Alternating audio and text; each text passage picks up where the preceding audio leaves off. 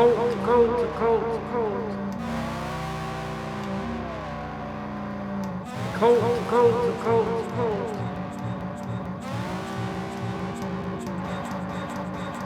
welcome to the channel. We're talking about occult music today.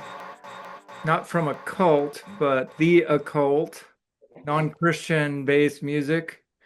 As usual, I'm looking for witchy, haunted music. It makes me feel good.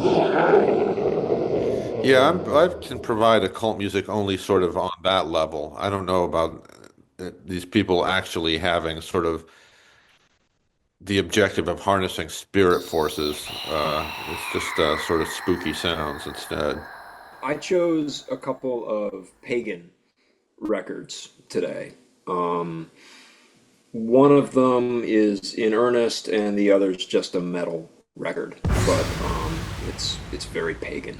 Okay, so my first record is I'm not even gonna try to pronounce the title of the record. It's in Cornish. It means Dance of the Moon, but it's by Daisy Rickman. She is you would call this folk, broadly speaking. This is from just a couple years ago. It was her debut record. She's from Cornwall, and see, she sings in both Cornish and English. She recorded most of the instruments herself, I think. She plays like a million stringed instruments: guitar, fiddle, banjo, bouzouki, along with accordion and synth. Let's see. She's also a painter. She makes these very cool, sort of very occult paintings that kind of recall Hilma af Klint. But the record itself here, these are folk songs anchored by her deep, resonant voice. A lot of these are just beautiful melodies. Um, kind of transportive and pastoral, but there's a real darkness to some of it too. But her Instagram feed is full of Neolithic stone circles and things like that.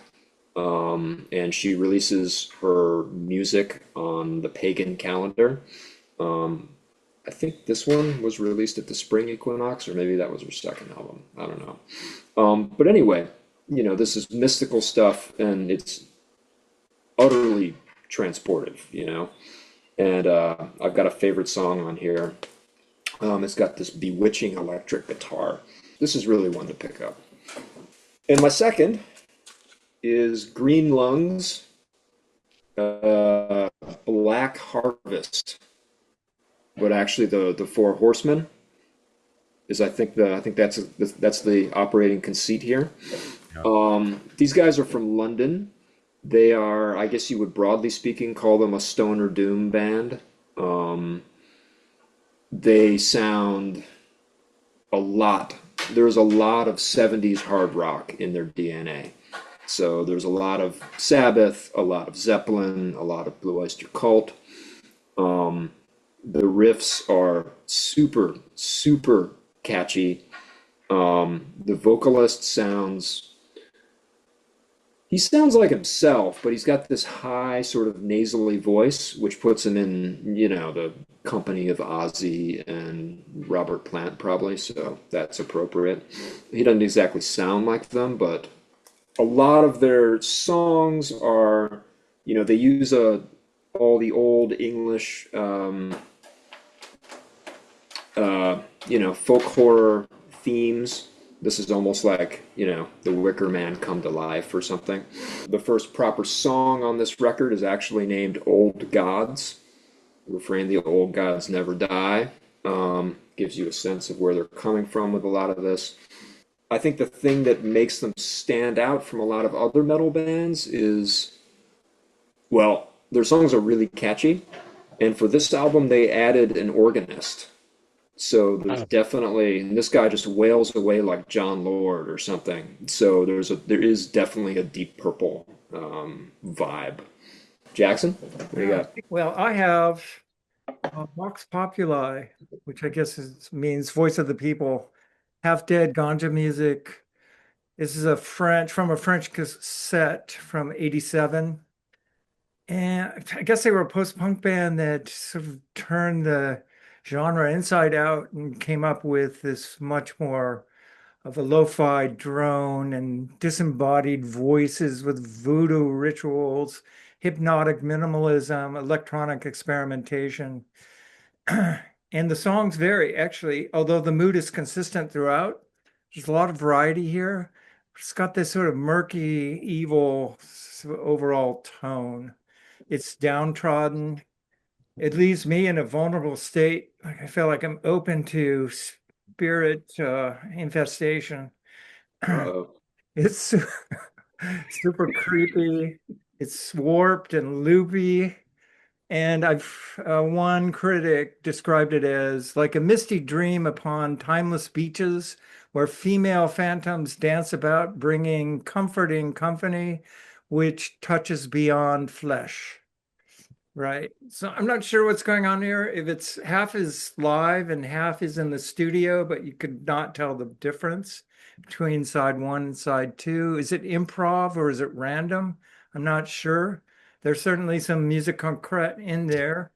It sounds like it was recorded in the catacombs, but it is mystical, unpretentious occult music.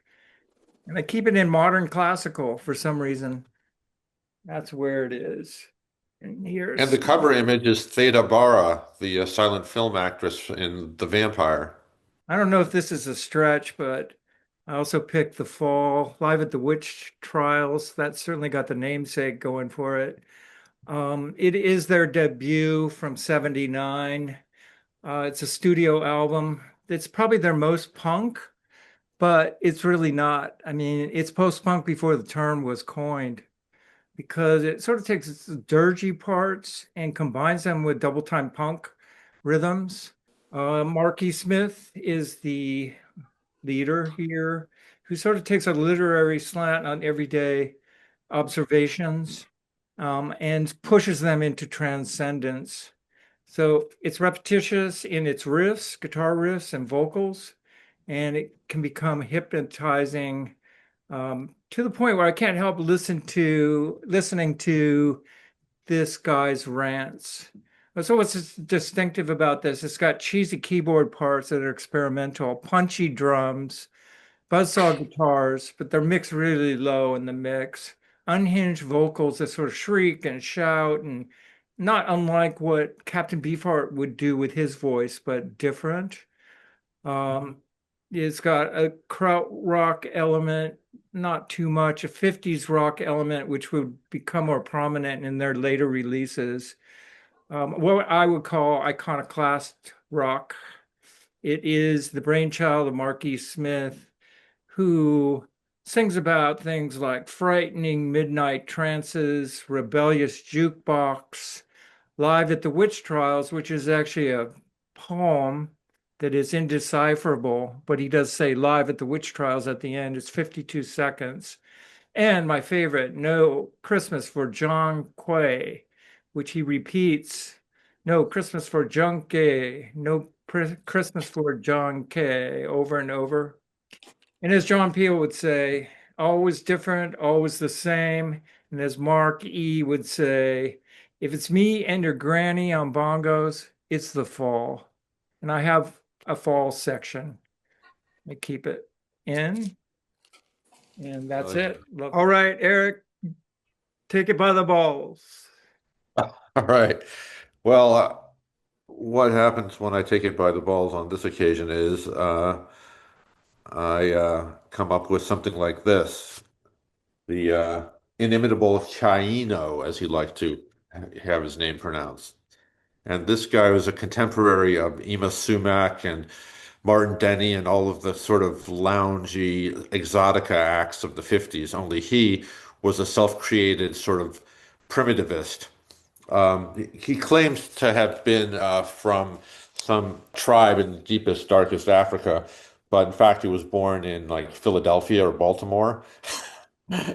And he recorded it like in the late 50s. He released a whole bunch of records almost simultaneously where he supposedly performs the sort of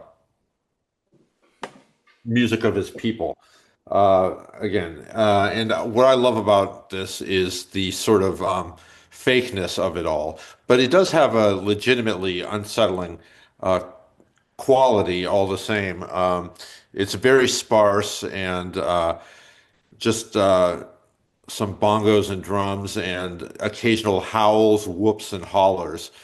Uh, Identified it by title, Night of the Spectre, Chaino by Night of the Spectre.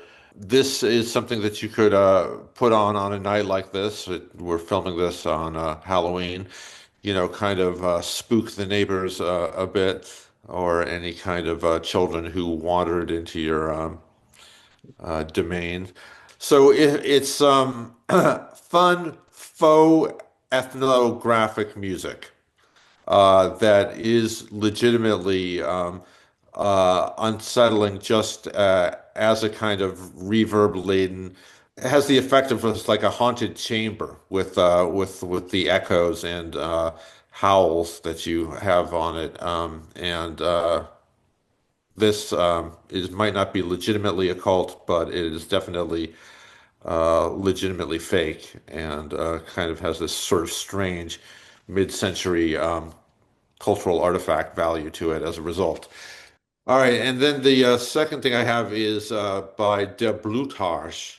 De Blutharsh was a project from Albin Julius in Vienna, who died under somewhat mysterious circumstances a few years ago. This is actually an anthology of about 13 years worth of the band's existence that came out in 2010 or 2011. They didn't they only titled their albums and they didn't give a title to individual tracks, so everything here is untitled, with making it a bit hard to refer to.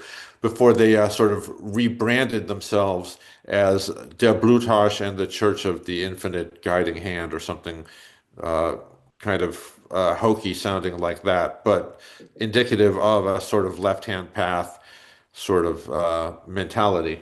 It's full of martial drones.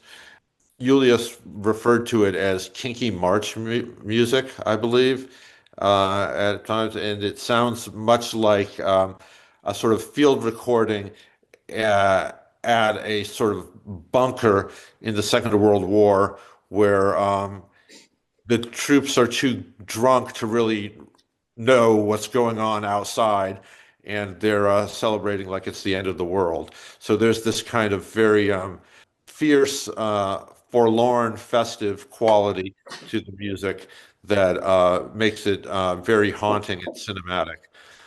Yeah, very cinematic, bleak, but strangely amped, sort of World War II themed music from the darkest beer kellers of the Reich.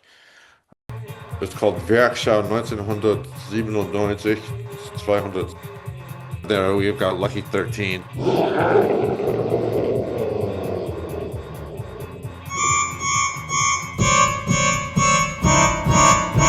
Kinky march music. What is that delight? So, Yeah, this strange new race of people that's Who are these people? What are you talking about? These are not real people. I mean, I'm willing to believe somebody tried the light bulb thing. They expand your cervix. Okay.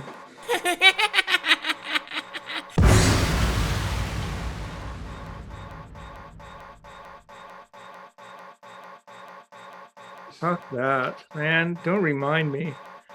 It's fucking Christians. Onward Christian soul.